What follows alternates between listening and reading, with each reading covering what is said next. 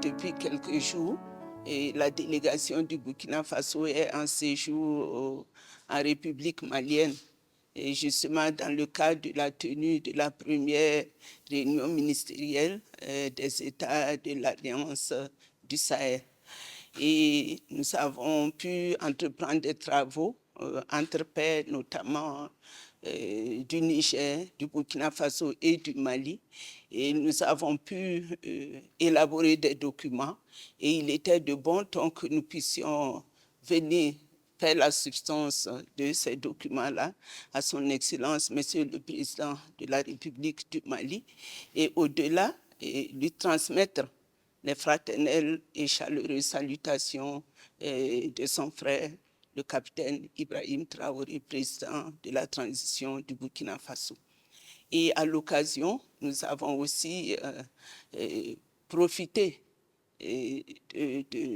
de sa présence pour demander à ceux qui nous prodiguent des conseils, qui nous donnent des orientations pour que nous puissions parachever les documents que nous avons pu élaborer.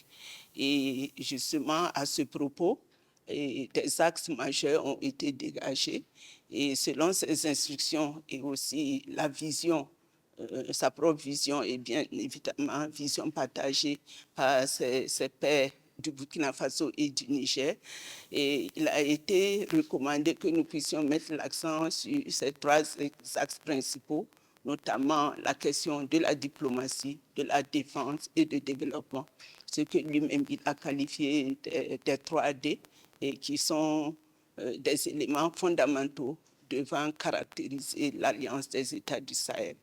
Et au-delà, nous avons d'autres aspirations que nous avons formulées sous forme de recommandations qui prendra en compte justement les intérêts majeurs de nos populations respectives et qui nous réclament des actions concrètes et impactantes sur leur vie au quotidien.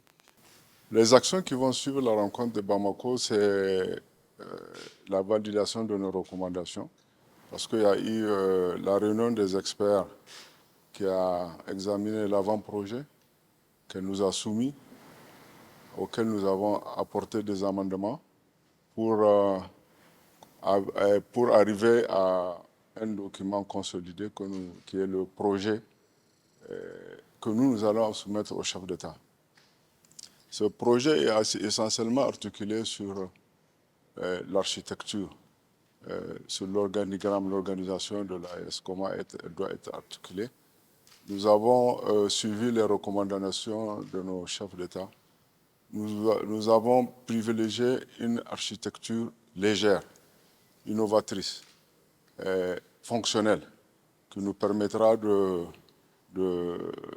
d'agir avec beaucoup de souplesse et d'efficacité, notamment dans deux domaines essentiels, la défense, qui est l'axe prioritaire numéro 1, compte tenu des défis sécuritaires auxquels nos trois pays sont confrontés, notamment dans la zone des trois frontières, et le domaine du développement. Le domaine de développement, ça concerne tous les domaines de développement, et surtout les projets structurants qui ont manqué à nos pays. Or, ils sont la base, ils sont le fondement du développement. Sans oublier la question monétaire que nous considérons aujourd'hui comme une urgence pour nos pays.